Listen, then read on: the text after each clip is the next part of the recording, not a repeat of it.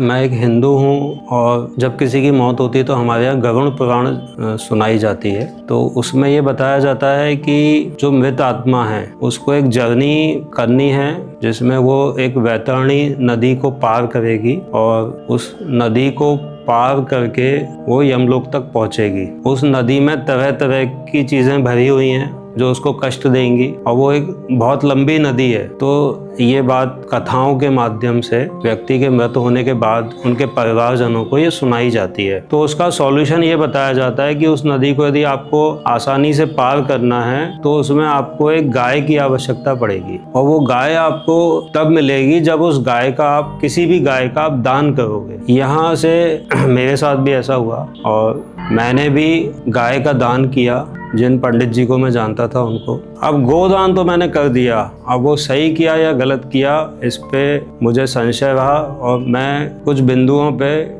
यहाँ प्रकाश डालने वाला हूँ। हम किसी भी चीज़ का दान करते हैं तो सबसे पहले हम उसके ओनर होना चाहिए, मतलब वो हमारी पोजीशन में होनी चाहिए चीज़, हम उसके राइटफुल ओनर होना चाहिए। तो जब हम किसी भी वस्तु का दान करते हैं तो हम उसको बाजार से खरीदते हैं और उसका हम दान कर देते हैं, उसमें कोई समस्या नहीं दिख रही। लेकिन यदि हम किसी जीवित प्राणी को, किसी इंसान को अथवा जानवर को हम वस्तु मान लें और उसकी परमिशन के बगैर यदि हम उसका दान कर दें तो वो क्या उचित है? जब हम गाय का दान करते हैं तो गाय की परमिशन नहीं है, हमने उससे पूछा ही नहीं है कि हम आपको दान कर सकते हैं क्या। उसके अलावा हम उसको खरीद भी कैसे सकते हैं? जब कोई गाय खरीदी जाती है तो हम उसको बाजार मार्केट में जाते हैं, हर गाय का अलग अलग भाव होता है और वो उसके द्वारा दिए जाने वाले दूध के आधार पर तय होता है। कोई गाय यदि 4 लीटर दूध देती है तो उसका अमुक भाव है,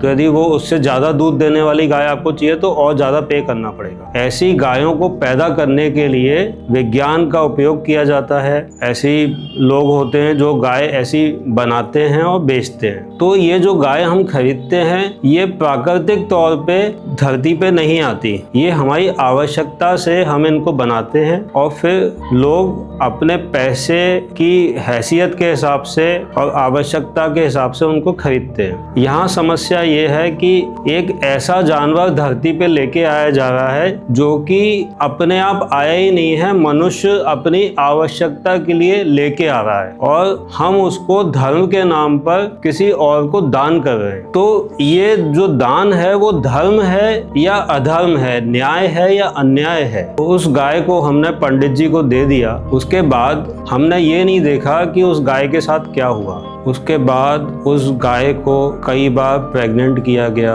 कई बच्चे पैदा हुए, उसको ऐसी चीज़ें खिलाई गई जो खाने के लिए उसका शरीर डिज़ाइन नहीं है, क्योंकि हमें अधिक से अधिक दूध उससे लेना था। उसके गले में रस्सी बांध के रखी गई और जो बच्चे पैदा हुए उनको उसके पास जाने नहीं दिया गया। उसका पूरा जीवन दुख में निकला। एक गाय की औसत आयु लगभग 20 वर्ष होती है, लेकिन वो 5-6 बार से ज़्यादा प्रेग्नेंट नहीं हो पाती और 5-6 साल से ज़्यादा दूध नहीं दे पाती। उसके बाद जो बच्चे पैदा हुए उनका कोई रिकॉर्ड नहीं है और गाय जब दूध नहीं दे पाई तो उसको सड़क पे कचरा खाने के लिए छोड़ दिया गया। क्या ऐसी गाय हमको ऐसी दुआएं देगी जिससे हम मृत्यु के बाद हमारे परिजन वैतरणी नदी को पार करके सुख पूर्वक, शांति पूर्वक उनकी आत्मा जी सकेगी? क्या ये धर्म के नाम पे अधर्म नहीं है? यदि ऐसे जीवन मुझे मिलता या हमारे किसी भी परिवार के मेंबर को ऐसा जीवन मिले